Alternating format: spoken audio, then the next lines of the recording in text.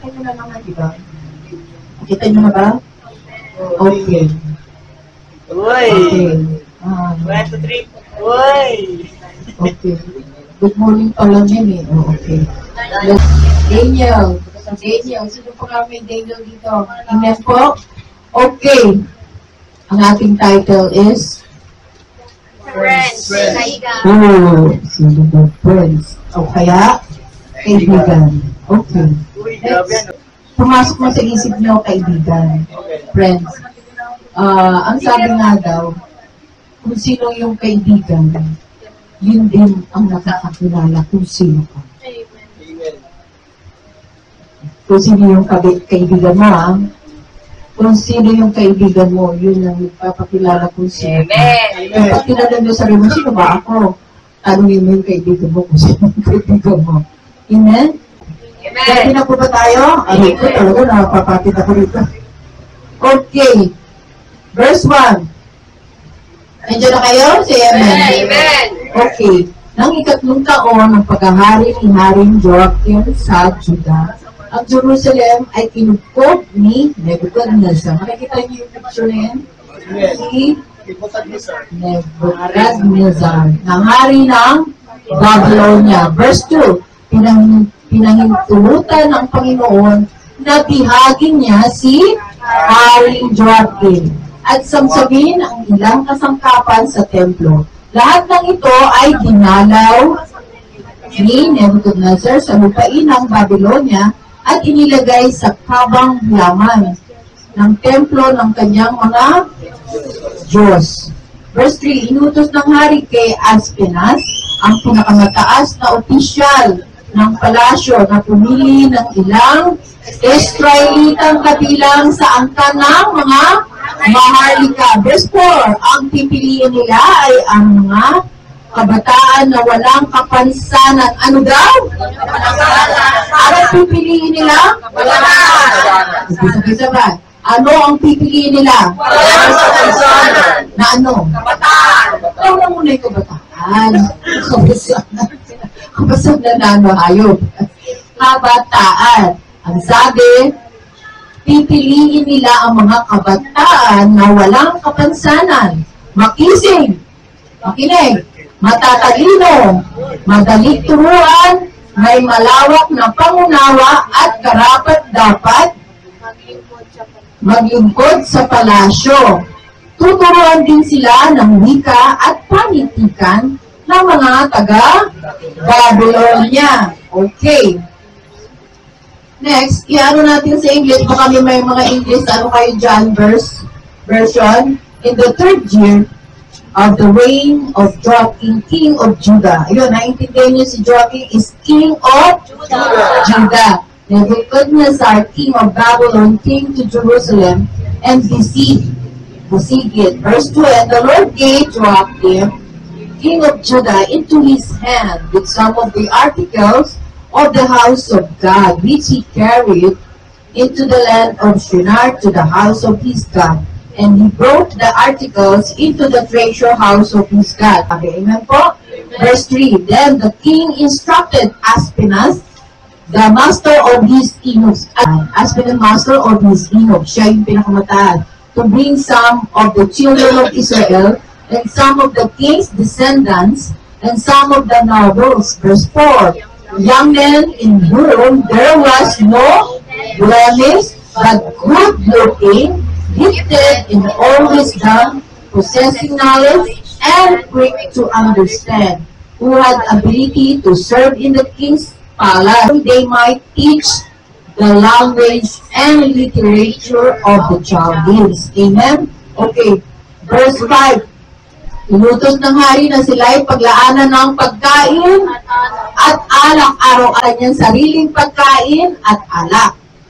3 taon silang sasanayin bago maglingkod sa hari. Ilang taon daw?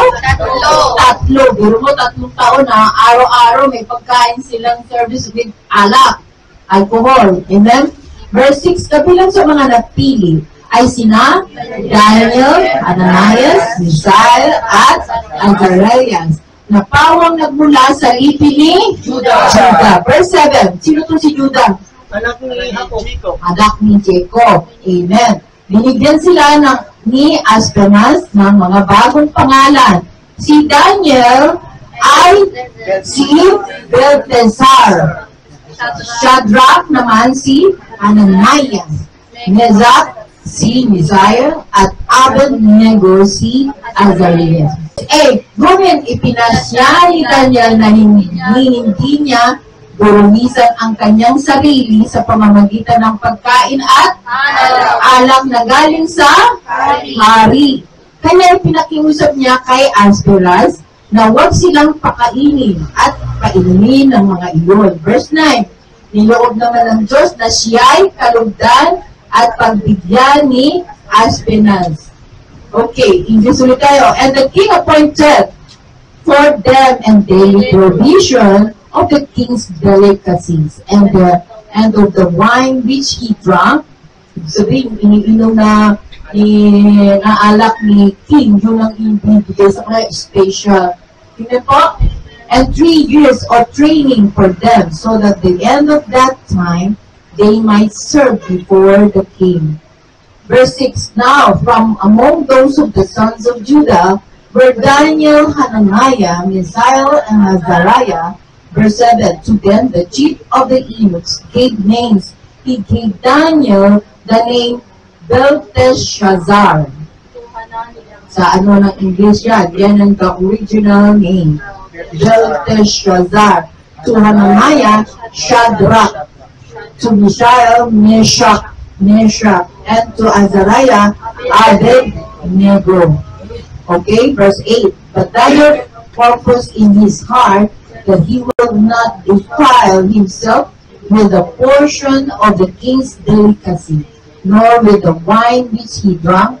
Therefore he requested of the chief of eunuchs that he might not defile himself. Verse 9, now God has brought Daniel into the favor and goodwill of the chief of eunuchs. Okay, verse 10, ngunit sinabi niya kay Daniel, natatakot lamang ako sa gagawin sa akin ng mahal na hari na nagdaan ng pagkain at inumin ninyo kapag nakita niyang mas mahina kayo kaysa ibang mga kabataan na kasing edad ninyo. Tsak na papupugutan niya ako ng ulo. Tingnan po, verse 11. Dahil dito, lumapit si Daniel sa bantay na pinagkatiwalaan ni Aspenas na mga laga at sa tatlo niyang kaibigan. Verse 12. Verse 12. Pakiusap niya, subukin ninyo kami sa loob ng 10 araw. Gulay, ano daw? Gulay lang. Gulay. Gulay lang at tubig ang ibigay ninyo sa amin. Verse 13. Pagkatapos, ihambing ninyo kami sa mga kasing edad namin na pinapakain ninyo ng pagkain bigay ng hari at gagawin ninyo sa amin ang nararapat. Amen po? Okay, and the chief of the eunuchs said to Daniel, I fear my lord the king, who has appointed your food and drink. For why should he see your faces looking worse than the young men who are your age? Then you would endanger my head before the king. Verse 11, so Daniel said to the steward whom the chief of the eunuchs had set over Daniel, Hananiah, Mishael, and Azariah.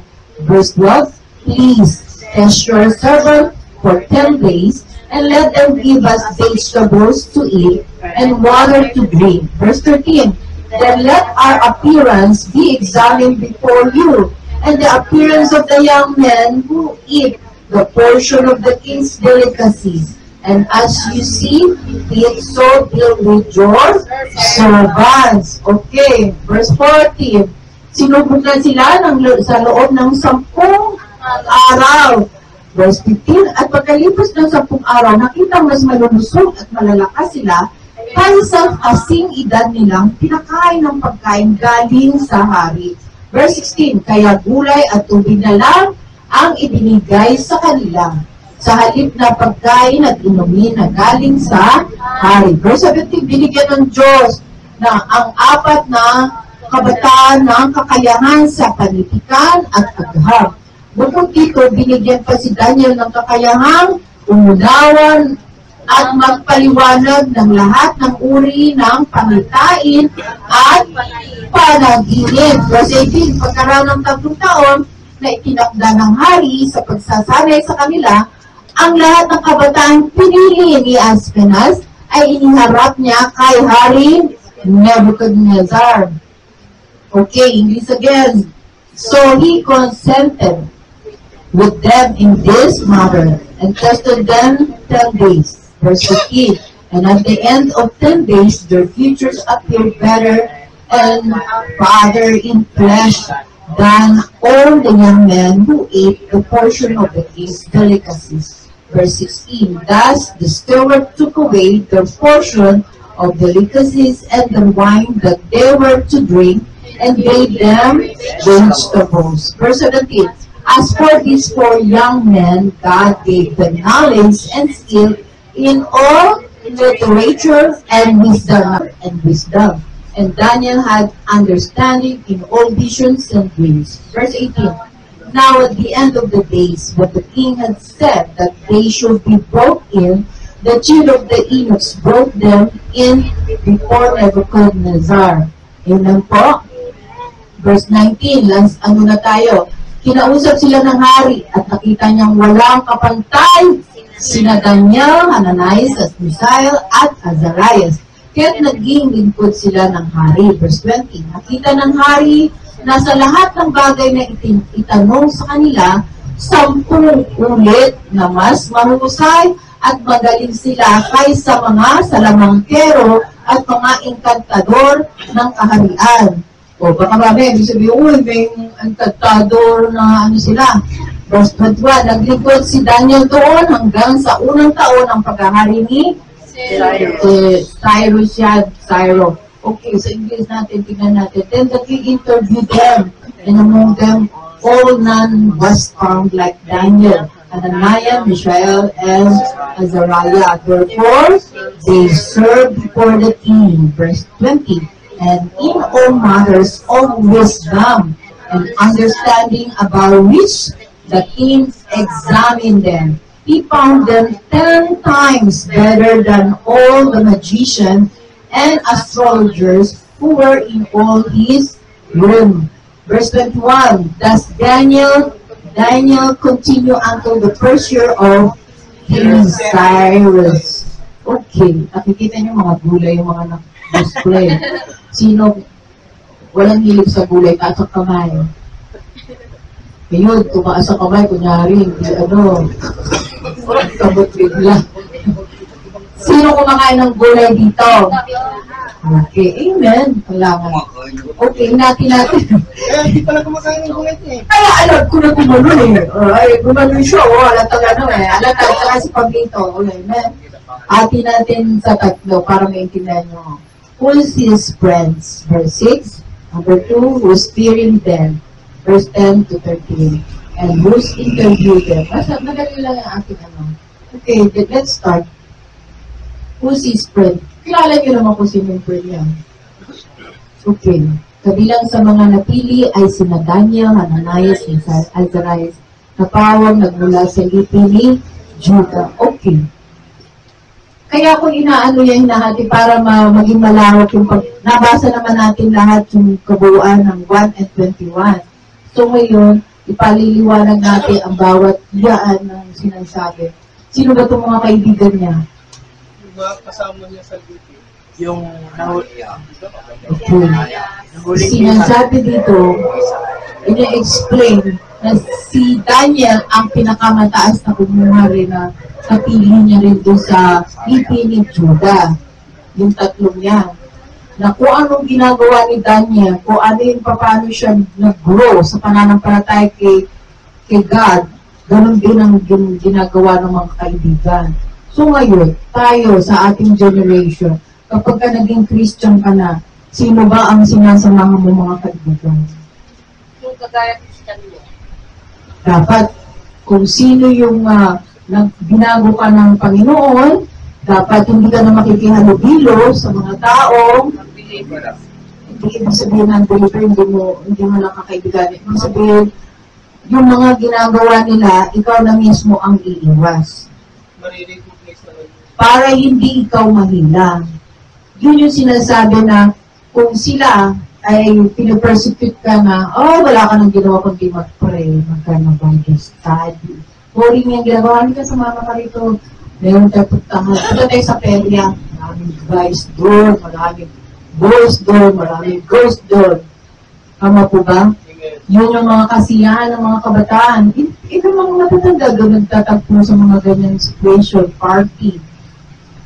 Amen po. Pero kapag alam mo na tinanggap mo si Jesus sa buhay mo, takot ka nang gumawa ng ano kasi pinatawad ka na nga. Pinatawad ba tayo? Amen. Naniniwala ka ba na wala na yung mga kasalanan mo? Amen. From the start na tinanggap natin si Jesus sa buhay natin, from the start na nagkasala ka doon, pinanganak ka, or whatever na lang paano mga ginagawa mo, bumula na yan, Lord. You're gonna start a new life. Hindi mo na aalalahan kasi binura na yan. Pag pinaalala sa'yo, hindi si God ang nagpapaalala niya. The devil, Satan wants to remind you, oh, ikaw yun, diba? Ikaw yun ang gabi, diba? Ikaw yun nagbugbog, diba? Ikaw yun pumatay, diba? Ikaw yun nakipagano doon sa babae, sa lalaki, whatsoever. Ikaw naman, oo nga, balik ka na naman doon. Pero pagka alam mo na sa paniniwala mo, by your faith, at yung trust mo kay God na tinanggal na talaga niya ang mga kasalanan mo from the start, at tinanggal mo siya, kahit magsalita siya, yun ako dati. Kaya nga, patay na yun. Bagong pagkatao na ako. Hindi na ako naniniwala sa sinasabi mo kasi kung nakikilala mo ako noon, salamat, bago na ako. Amen. And salamat sa Panginoon dahil kung ano yung sinasabi mo, that's the enemy wants to go back. Huwag kayo madadala na, oo nga, meron pa ako kasalanan, yes. No, you stand. Kasi tinanggap natin si Jesus, at hindi na ako, mali yung sinasabi mo. Dahil ang sabi sa salita, from east to north to south to west, lahat ng kasalanan ko, tinanggal mo. At lalakad akong kasama mo. Magkamali man ako, tatayo ako dahil kasama ko siya. He reminds everything, not my past. Amen? Hindi natin aalalahanin yung ating nakaraan dahil pag inaalala mo, nagsisimula kayo ng depression, hindi ako mahal ng nagkulang ko. Hindi ako mahal ng boyfriend ko. Hindi ako mahal ng girlfriend ko. So what kung di ka mahal nila? Nagmamahal sa iyo si Jesus. Hindi ka niya iiwan. Hindi ka niya pababayaan. Ano ba sabi niya sa salita? I never leave you nor forsake you. Kahit iwanan ka na kahit na sino na yan, si Jesus hindi ka niya iiwan. Pero tayo bibigay sa kanya. Amen po? Siya ang ating kaibigan. Siya ang ating Diyos. Siya ang ating husband. Siya ang ating kuya. Siya ang ating God. Amen po? Amen. Kapag hindi natin pinangawakan yung salita niya, dahil hindi tayo nag-aaral ng salita, hindi tayo talaga mabaguhin. Kasi ang born again, hindi yan, I'm born again. Okay na ulit. Puro na tayo, tayo. Ika! Tingnan mo nakikita ni sister, kaka pastor. At saka brother. Hello, anak-alak ng mata na ng Diyos sa harap mo. Yung angel ng Diyos sa tabi mo. Dalawa ang angel na sa'yo, isang dark at saka light. Kapag ginagawa mo yung ano mo, pumabalakpak yung dark sa akin siya. Tayo.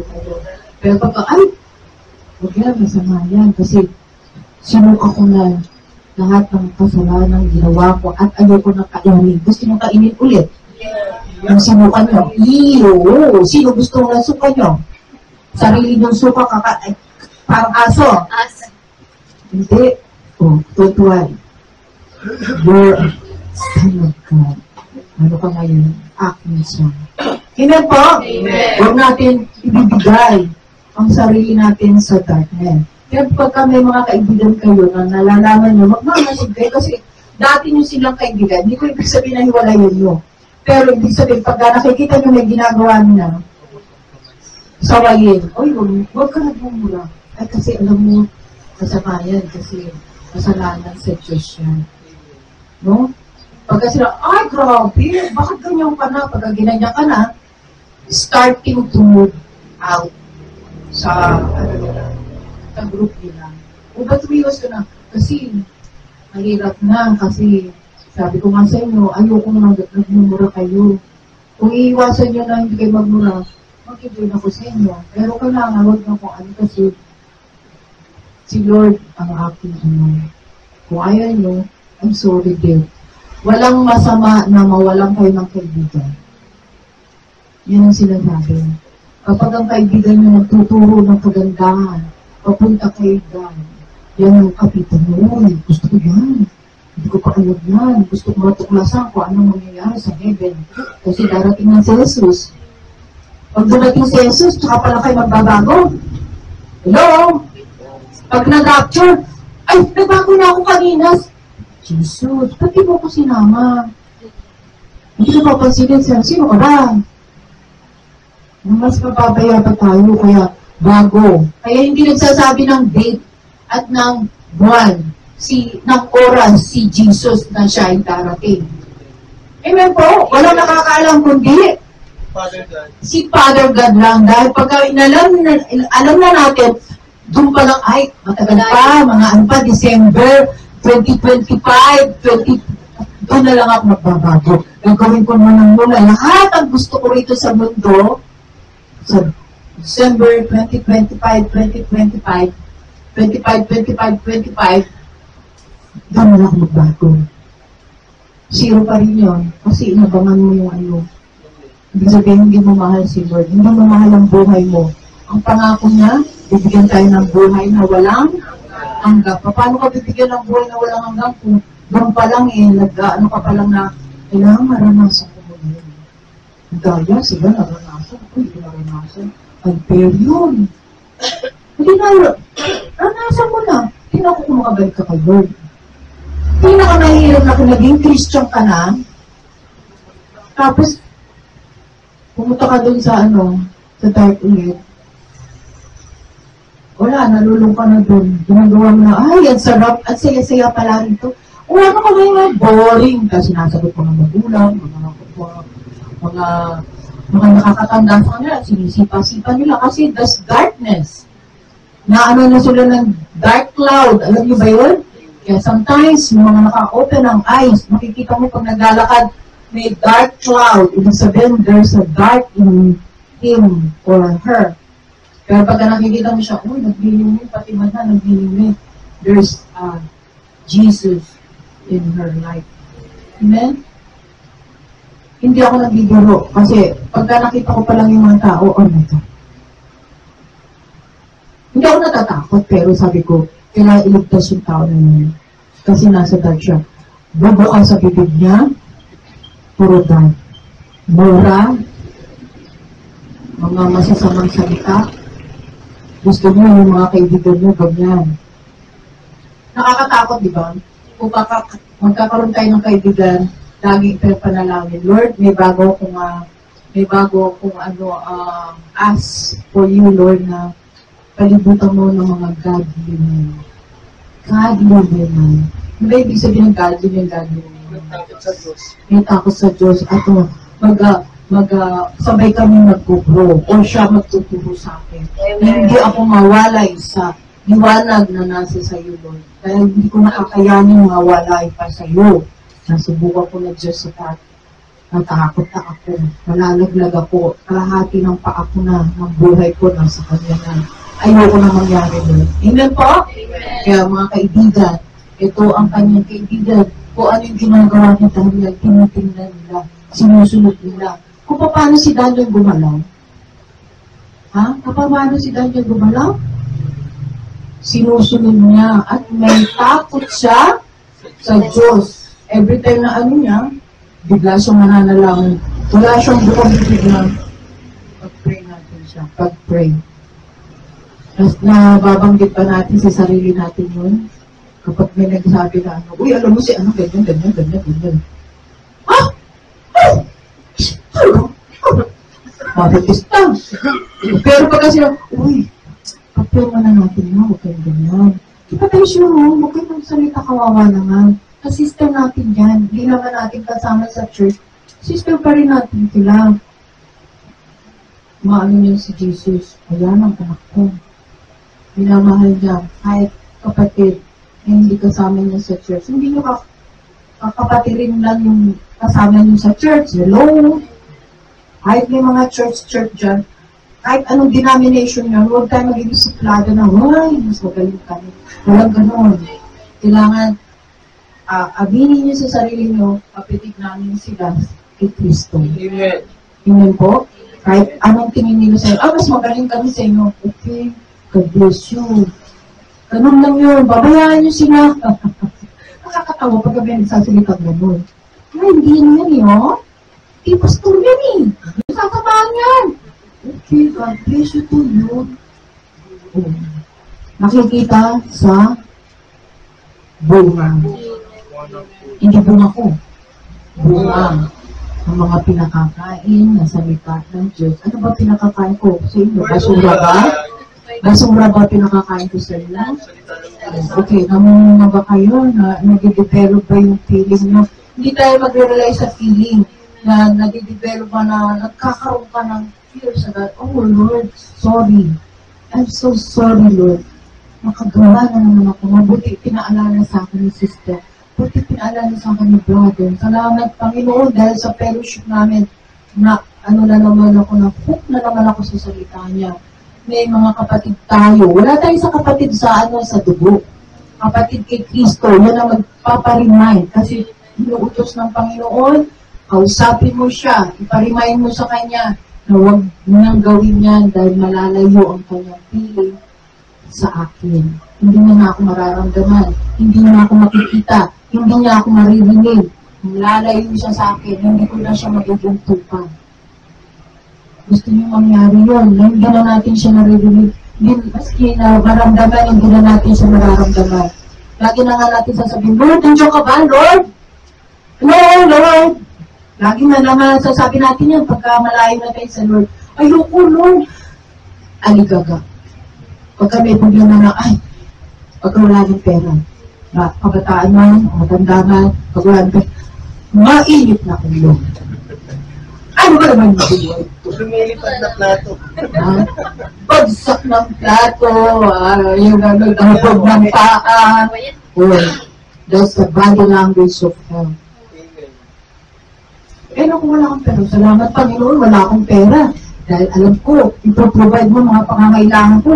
Isang salita ko lang sa'yo, ibibigay mo. Kasi pag binigyan tayo ng maraming pera, makakalimutan na si Jesus. Amen. Totoo yan. Nagkaroon nga lang ng telepono, kinalimutan na si Jesus eh. Ano ba nangyari? Makano kung pera na? Ha?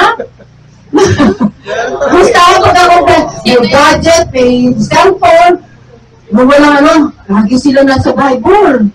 Pero pag sino yun? Hindi ko alam kung sino yun. Nung nagkaroon na ng cellphone, wala na, nagpupuyat na, nakalimutan na. May Bible study, masakit, napuyat ako, sister. Sino yun?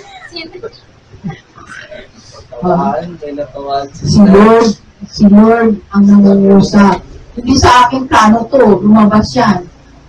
Be careful tayo kasi kahit ako nakukonvict, hindi lang naman porket ako nagsasalita, hindi ako nakukonvict. Kahit ako, umiiyak ako, Lord, I'm sorry, meron ako mga ganyan situation. Salamat, Panginoon, dahil pinare-remind mo na naman sa akin na ayaw kung malayo na naman sa'yo dahil sa cellphone. Yun na po, nagiging idol natin ang cellphone. Layo-layo ko, hindi kita idol ko sa'yo. Gagamitin lang kita pagka gusto kong gamitin, dyan ka.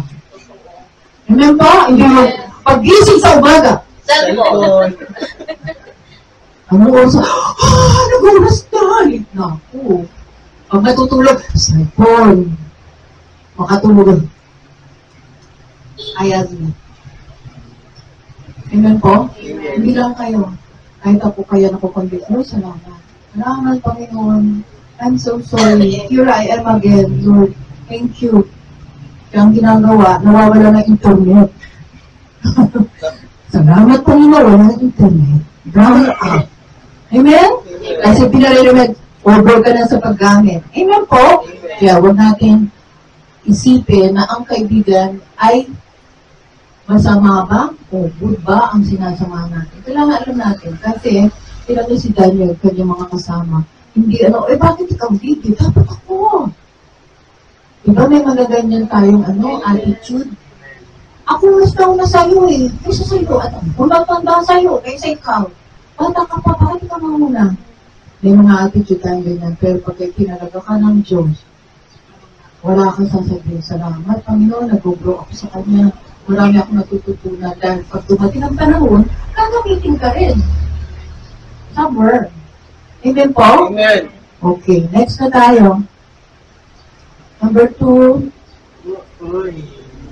who's fearing them? Ito yung yung sinasabi nung Ngunit sinabi niya kay Daniel, natatakot lamang ako sa gagawin sa akin ng mahal na hari na naglaan ng pagkain at inumin. Sino ito yung pagkain at inumin ninyo kapag nakita niyang mas mahina kayo kaysa sa ibang mga kabataan kasing edad ninyo. Sino itong nagpipil? Si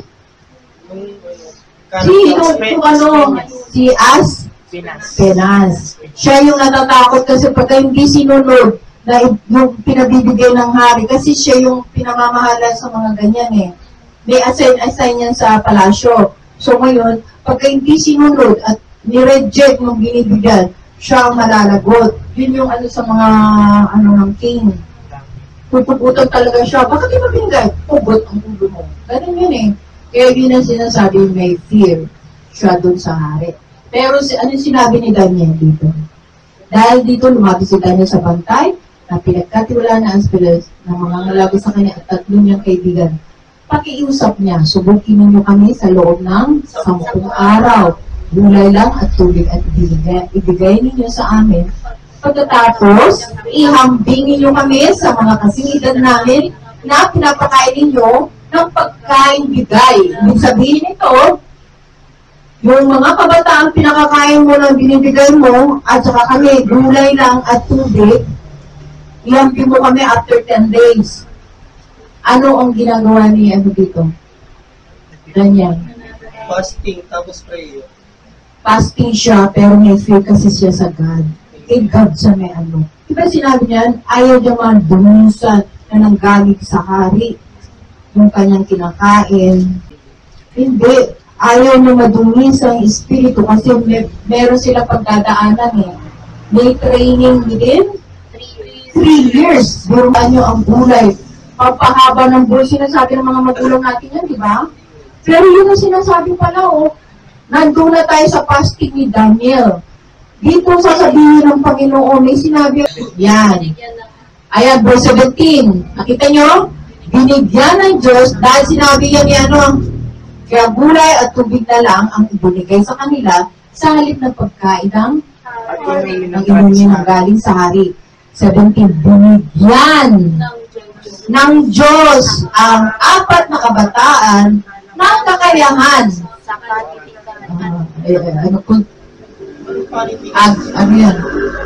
Hindi agham. Bukod dito, binigyan pa si Daniel ng kakayahan umunawa. Ano itong sinasabi ni God?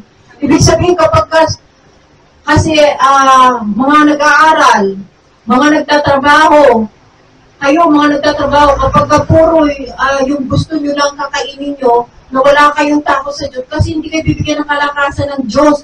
Gulay is, yan ng Panginoon. Wala yung halo ng hayop. Nag-gets nyo ba?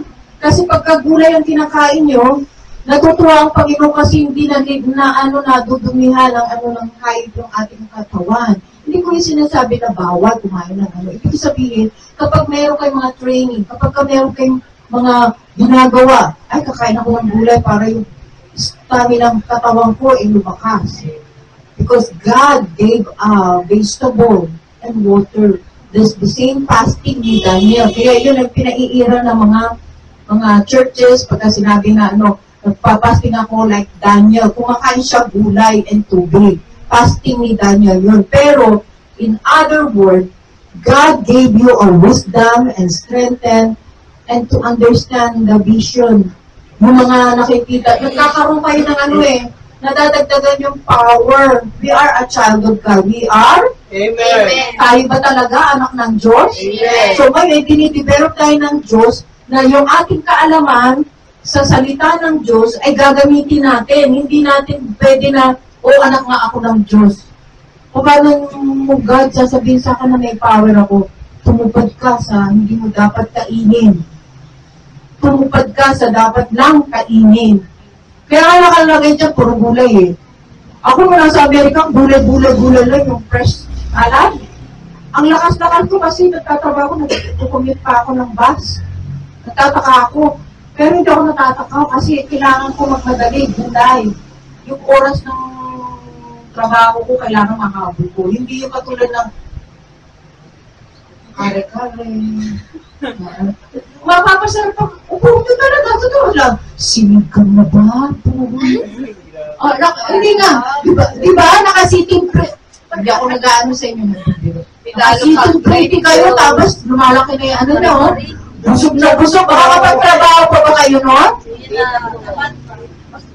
Ako nga nagre-review pagka kumain ako. Nantok naman ako. Ano ba yan? Kaya kailangan magkaroon tayo ng discipline in our body, in our spirit, so that God will give you power. Gusto niyo ba ng power? Yes! Hindi kilig power. Power kasi we are a child of God. Lumulusog tayo sa kadiliman ng mundo. Paano natin maiiwasan ang mga nangyayari kung ang mga temptation ay nasa harapan na natin? Lalaban ba tayo sa temptation na yan? Hindi, kasi meron tayong power eh. Pero pagka lagi natin kumain ka ng lechon, kumain ka ng kare-kare, tingnan natin, lumusog ka sa temptation. Wow, sarap! Kain ka ulit. Uy, hindi ko sinasabi masama yun. Be careful what we eat. Kasi ang ating physical, lalo na yung mga hindi nagbabasa ng spiritual word of God, at pinakakain mo ng yung flesh mo, alam mo sa tao is spoiled brat.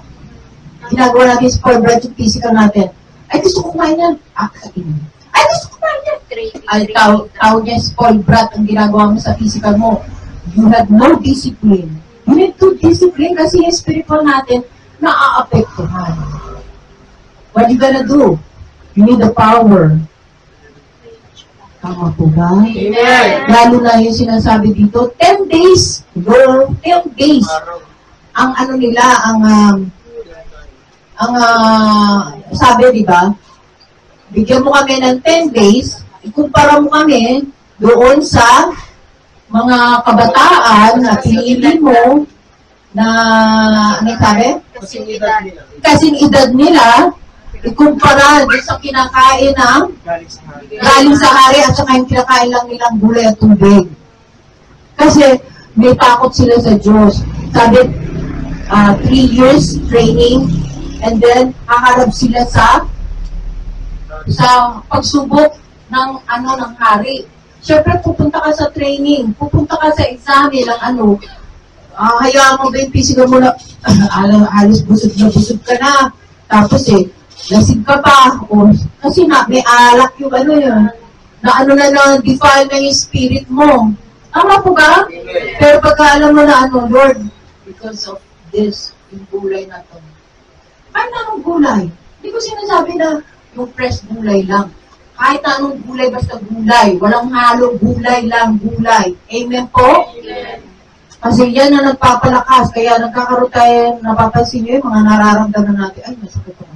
Ay, masakit ako. Ano kinain ko? Ay, masakit ang tiyan ko. Ano kinain ko? Wala tayong ganun eh. Ako, sensitive na yung tiyan ko. Sensitive. Ay, kailangan mo na. Bawas na ako sa sugar. Nararamdaman ko, may ganun ako. Ay, teka lang. Bawas na ako sa may mantika. Ay, bawas na ako sa we need to do that. Kasi, paano tayo gagamitin ng Diyos kung tayo ay humihina ng humihina, tayo ang sumisira sa physical natin. Amen po? Amen. Tapos minsan lang tayo magano ng Sunday lang. Eh kung nagbabasa kayo mula umaga, pag-gising nyo, thank you Lord. Pasok mo sa trabaho. Pagka wala ka nang ginagawa sa trabaho, basa ka ulit. Ay, salamat po. There's a power. Kasi inaano mo yung physical, yung spiritual mo. Bago ka matulog, basa ka ulit. Yun lang po? Amen. Uy, ano ba yung ginagawa mo? Ngayon po, huwag natin ubusuhin ang ating pangangatawan sa ano mga, hindi mo sinasabi mo sa mga. Siyempre, pag nagkaroon kayo ng mga birthday, siyempre hindi nyo makakahilan yan. We need to pray. Lord, I pray itong pagkain na to, protektahan mo ang aking ano. Eh, pusta hindi tayo nagpipray. Sarap! Goodbye! Basta makakain lang. Pag-pray nyo kasi, kahit na may mga tao, Lord, salamat. Protektahan yung physical ko nito. Aking kakainin. Lord, bless mo yung mga taong nagluto nito. Kahit may mga pitik pa yan, ang dami may mga pitik puso ngayon ng mga pitik-pitik. Kaya nag-iingat ako sa mga nag-iimbita. Kailangan pinag-pray.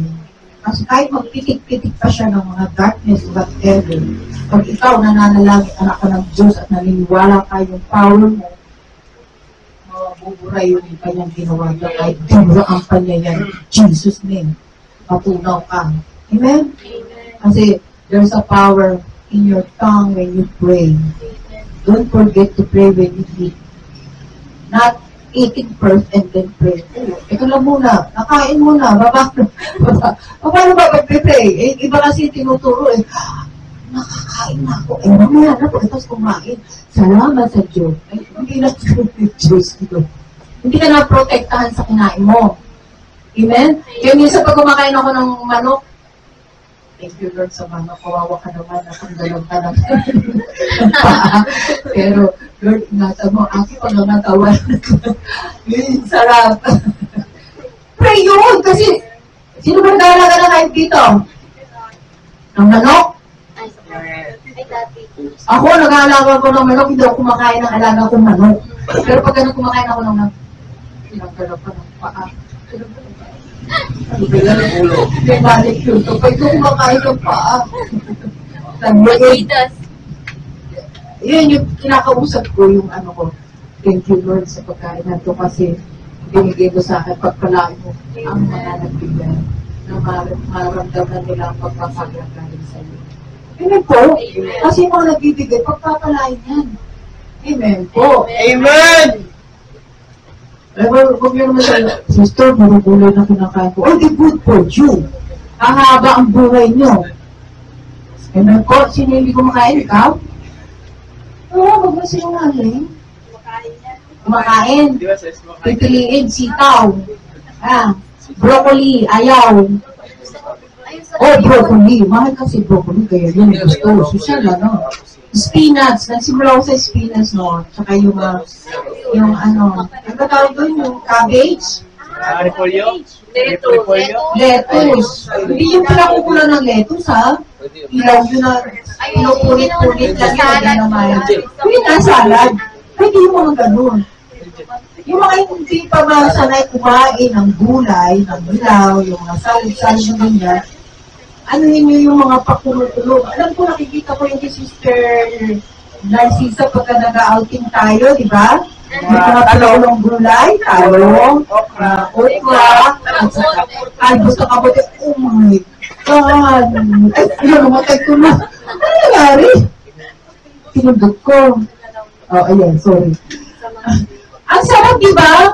Kaya nga sinasabi ko, Lord, salamat, Lord. Ngayon nagdadala ng gulay na ganito, pinakulo lang. Hindi po, yung mga ganyan-ganyan lang, tapos lagyan mo mayonnaise, so whatever na ano, huwag naman bagoong kasi masama. Sa mga kabataan, pwedeng bagoong, maalat pa rin yan. Hindi ba yung talong ni sister na nilagat at bigyan ng mayonnaise? Di Toyo gusto mo? Toyo. Toyo. Pwede ba yung ano, video na ano? Barbecue na okra, meron ba? Ganyan nakaliit, ibabarbecue mo pa. Pakulong mo natin, subo mo lang. Yung ibabarbecue mo mo. Eh, dililit mo lang ng katas. Pero mo na yung katas. Katas sa kailangan natin ito vegetable. Eh, baka gusto mo yung beans i-barbecue. Amen pa? Kaya huwag natin kakalimutan ang ating pagkain ay importante rin. Nakikita yung gulay doon, ang dami, no? Okay. Who's interviewed them? Okay. Verse 19:21. Kinausap sila ng hari at nakita niya walang kapantay sina Daniel, Ananias, Misael, Azarias. At nakita ng hari na sa lahat ng bagay na itanong sa kanila 10 ulit na mas mahusay at magaling sila kaysa sa salamangkero. Kaya ako sinasabi dito sa salamangkero, huwag yung ibig sabihin na hindi ako salamangkero, kailangan maging magician tayo. Hindi ibig sabihin. Ibig sabihin sa palasyo kasi nung araw ng mga hari, meron silang mga salamangkero, mga inkanta. Yun yung ginagamit nila na mas magaling. So ngayon, ibig sabihin, mas magaling pa sila doon sa mga sa palasyo. Amen po? Mas magaling pa sila sa mga salamangkero at sa mga encantador. Amen po? Amen. Hindi ibig sabihin na pumasok tayo dun sa gano'n, pero ibig sabihin, kapag ginawa nyo, gawin nyo once. Subukan nyo na puro gulay lang ang kainin nyo within 10 days, tingnan nyo, magkakaroon kayo ng yung stamina ng katawan nyo, mag-iiba. Totoo, yung immune system nyo, ang tawag ng immune system, lalakas. At saka yung ng isipan nyo, matatanggal yung mga negative. Yung mga mahilig ang mag-change siya ng positive. Kasi, sabi, di ba? God, sinabi ito? Binigyan ng Diyos ng kaalaman. Kasi nga, ibig sabihin, iniingatan natin yung katawan natin. Dahil sa sinunod mo yan, ito ay ibibigay ko sa iyo karunungan at pag-unawa sa lahat ng gagawin mo ngayon. Kung nag-aano ka ng Lord, gusto ko masubukan ng 10 days na yan, gusto ko kung ano yung mga organs nyo, yung sa loob ng organ nyo, may mga problema, try that. May problema kayo sa paghinga, may problema kayo so whatsoever na na dati kayo mga naninigarilyo, mga umiinom, gusto nyo malinis ang mga nyo sa liver, lungs, kumain kayo ng gulay, try nyo. And tubig lang. Walang soft drinks. Hello? Hindi ko sinabi na, sister, ang gipit naman. Huwag mo subukan. Gusto nyo malinis. Kasi the Lord, nakikita niya yung pagsunod kasi obedient siya nag-obey si Daniel, nagkaroon siya ng takot, ayaw niya madumisan ng espiritu niya, ayaw madumisan yung kanyang physical, at makita ng hari, at makita ng mga kabataan kung paano maging developing to fear God. Amen? Hindi naniniwala, yun yung sinabi. Amen! Parang hindi kayo sigurado. Amen po ba? Amen! Okay, sabihin nyo sa katabi nyo, from now on! From now on! Kakain ako ng gulay!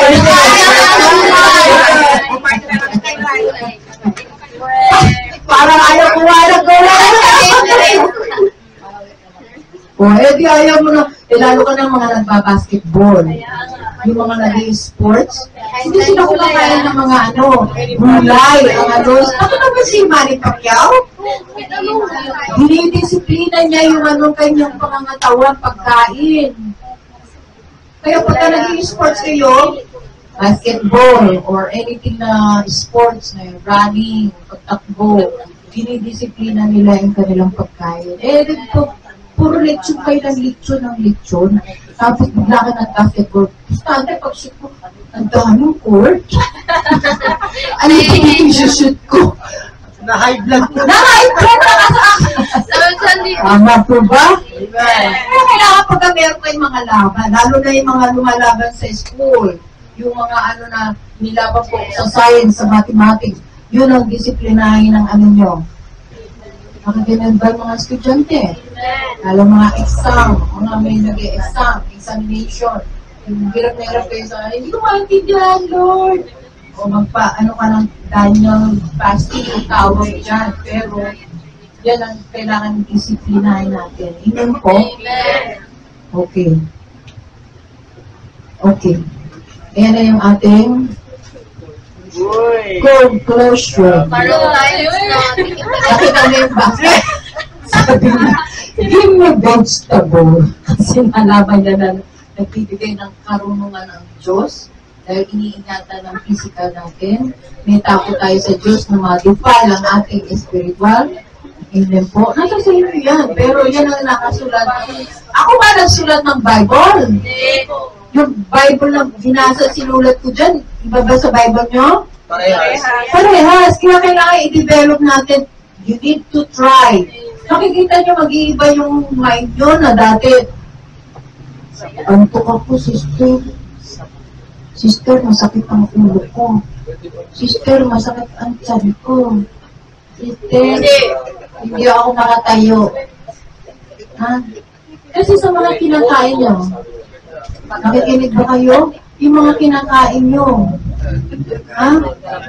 Be careful kayo na uso ngayon. Ang human meat. Human meat, alam niyo ba yung human meat? Tao. Yung tao, nilagay dun sa freezer, naging karne. Yan na yung nilalabas na, mag-ingat tayo. Kasi yun na, nagsisimula na sa Europe. Nagsisimula na sa Europe. Kaya kailangan, binibigyan na tayo ng babala ng Panginoon na magiging tayo sa ating mga kinakain. Hindi mo yung maaano sa amoy. Kasi papalitan nila yan na hindi mo maaamoy. Ako kasi magan. Ito. Hindi kasi. Kanina ko pa yung Okay. nararamdaman. At tara. Tika mula.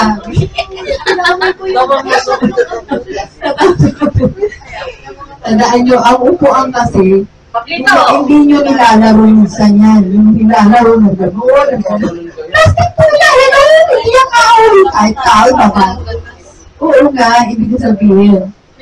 Ako kasi, bulok yun. Oo. Ako kasi pag umuupo, hindi ako umuupo ng todo-todo doon. Kalahati lang ako umuupo. Kasi alam ko, baka ba may bumagsak din ako. Hindi kasi nagpapasalamat tayo sa mga nagbigay ng chair sa atin. At least nagkaroon tayo ng chair. Pero kailangan, dahan-dahanin natin ang pag-upo. Lady, princess, and prinsipe. Hindi na tayong prinsipe na. Ha? Prinsesa, nakaganyan pa, prinsesa. Ha? Okay. God will provide everything. Walang imposible to you. Kaya siguro, unti-unti na siya nasisira. Siguro mapapalit si Lord. Amen po. Kaya natin anuhin na kasalanan. Hindi. Si Lord may purpose. Hindi natin alam, magkakaroon na tayo ng building. Amen po. Amen! Kaya kailangan by faith. Okay? Not by sight. By faith. Lord, salamat. Ganon. Lord, salamat dahil ngayon palang ipiniprepare mo ang heart. Kasi, tandaan nyo, hindi tayo bibigyan ng building kapag ka nag-aaway-aaway tayo. Nag-aaway-aaway tayo. Bibigyan tayo ng malaking building. Pustahan tayo. Magkabilang dulo kayong dalawa. No? Ano ba nyo doon sa sa maganda maliit, magkakasamang katulog? Diba? Sabi na, sa Sardinas, parang pero tandaan natin, pag sasama-sama, nakikita doon ang one family. Nakikita ng mga magulang, ay, mga anak ko naglalaki na. Ay, yung mga anak naman, ay, mabuti kong si Kuya, kahit sinisita ako. Nagkakaroon ng relasyon, di ba? Related. Hindi ka tulad na nagkaroon ka na ng napakalaking bahay, Kanya-kanyang kwarto. kanya-kanyang kwarto. Kasi naranasan namin yan, maliliit pa kami, magkakasama kami sa kwarto. Puro babae, tabi-tabi ganyan. Tapos mga lalaki doon, dalawa lang naman sila. So yung father ko sa mother ko, hiwalay. Nung nasa Amerika na kami, ang laki-laki ng bahay. Ang pinili ng mother ko, yung maliit. Ay, bakit pinili yung maliit na kwarto? Ay, namin malaki kasi baka hindi ko makakitaan ng nanay mo. Kayo mo, hindi ko kayo makita. Anong oras kayo umuwi? Hindi nila napapansin yung pag-uwi namin. Yung pag-alis namin, kasi kanya-kanya, hindi maglalabasan, nakanunood ng TV. Tama po ba? Wala nang relasyon ng pamilya. Ayaw ni Lord yung gano'n. So ngayon sa church, local church, ginagawa niya ng paraan para magkakilanan, magkaintindihan. Kahit na nag-aaway, understanding, sabi na, share one another, pray one another. It's okay na nagkakaaway-away, pero tandaan natin, forgive one another. Amen? Huwag natin pababayaan na dumiisa ng ating puso ng galit at ng pagpapatawad dahil oras na nagkaroon kayo ng problema sa unforgiveness at na-aksidente kayo. Hindi kayo pupunta sa langit kahit attendance mo perfect sa church, nagpe-pray ka, nag-ano ka, pastor ka, leader ka, whatsoever na perfect ka sa church. Pag hindi ka nagpatawad, hindi ka pupunta sa heaven. Yan ang importante sa Panginoon, ang puso natin, magpatawad. Lord, patawarin mo ako, nagagalit ako sa Kanya. Ipuin mo siya, at ipuin mo ako, patawarin mo ako. Ayaw ko magalit sa Kanya. Dahil gusto ko, Lord, katulad mo, pinatawad mo ako, na dati akong galit sa iyo. Amen po? Amen. Ngayon, salamat Panginoon, tinuturo mo sa akin kung paano maging katulad mo. Yan ang transformation, ang pagpapatawad, at alis ng mga galit sa puso. Dahil yun ang nagsisimula ng mga sakit-sakit, cancer, whatsoever, na ano mga yan. Dahil nag-iipon ka ng gano'n. Mamaya yung physical mo, apektado na. Kung ano tumutubra. Ha? Doktor mo na magkakagano-gano na. Pero hindi mo nalalaman because of your heart. Amen po? Amen. Kaya ay tinuturo sa inyo. O sige na, sabihin mo na kung sino yan, pag-pray natin. At pag-pray kita. Kasi, lumalala yung nararamdaman mo. Yung after that, hindi po na ni Lord. Amen po? Walang imposible sa Panginoon. Pero, kapag sinasabi mo, walang imposible Panginoon dahil ikaw nagpapatawad, bakit hindi mo siya patawarin? Ang sabi sa Bible, di ba? If you will not forgive those who hate you, the Father will not forgive you. Ibig sabihin, kung hindi ka nagpapatawad sa mga nakasakit sa'yo, hindi ka rin patatawarin ng aking Ama. Sino nagsasalita? Jesus. Si Jesus. Hindi naman ako. Ang salita ng Diyos. Kaya susunod tayo sa salita kasi ito ang ating manual ng buhay natin para ma-align yung ating pagkatao, physical, spiritual, para ma-empower tayo ng Panginoon. Amen po? Hindi tayo gagawin niya na robot. We are free, dumb creatures. Pipiliin nyo lang naman. Patay o buhay. Death or life. Amen? Dark or light. Jesus Or Satan. or Satan. O siyempre makikita nyo, ayoko si Satan. Eh, ba't nandun sa dark? Eh, ba't hindi sumusunod kay Lord? Eh, bakit sinusuway mo siya? Kung ayaw mo kay Satan? Ngayon po, kailangan magkaroon tayo ng takot sa Diyos, katulad ni Daniel. Ayaw niya na madumisa ng kanyang ano. At mo, siya ang nagiging sunod ng kanyang mga kaibigan. Kung anong ginagawa ni Daniel, ginagalit ko. Pero din tayo. Tayo ang magiging halimbawa ng mga taga-sumusunod at nakakakita sa atin para hindi tayo masira, mag-defile ang mga ginagawa mo. Ay, basta naman. Minom! Ay! Bakit ka na? O sino na pupulaan? Si Jesus. Amen po, kaya yung iba ay lang nilang pumunta sa church. Kaya kung nakakasita mo, Pero totoo, hindi naman yung tao pinupunta natin yung si Jesus. Amen. Amen? Why don't you talk to him? Talk to her. Diba po masama yan? Sabi po sa Bible, nakasulat po dito, pagka nagtutulong po kayo, kailangan malinis po yung para po yung mga taga-sunod nyo, papakinggan po kayo at hindi po gagayahin yung ginagawa nyo. Magalit na siya kung magalit. Whatever kung pastor siya, o bishop siya, sabihin mo ito, kasi parang kayo okay lang kayo, hindi naman kayo God. Free. to give free receive. Nasa Bible ba yun? Amen. Bakit ka magpapabahay na magbibigay ka ng ano sa kanila? Free nga eh. Free to give and free receive. Iba yung tithes and offering. Open the heart yun pagka nag-offering ka and tithes. Nasa sa ilan. Pero yung aanay mo na, o sige, pag-prepare ka yan. Mamaya Bayaran mo po. okay. Okay. Ano lang ako 100 lang. Putulin natin yung prayer mo. Sana abot yung isang daan. 1/4. 50-50. Wala naman nagagano, pero ibig sabihin, nakasunod sa Bible na. Amen. Walang bayad. Free nga eh. Free. Si Jesus nagpabayad ba? Hindi po. Ha? God na siya, nagpabayad ba siya? Hindi nga siya nagpunta doon sa mga mayayaman, nagpunta siya sa mga mahihirap, di ba? Para iligtas ang mga makasalanan. Tinubos tayo. Para tubusin tayo sa ating mga kasalanan. Amen? Tayo ang naging malinis, siya ang naging madumi, siya ang naging makasalanan. Nagpalit.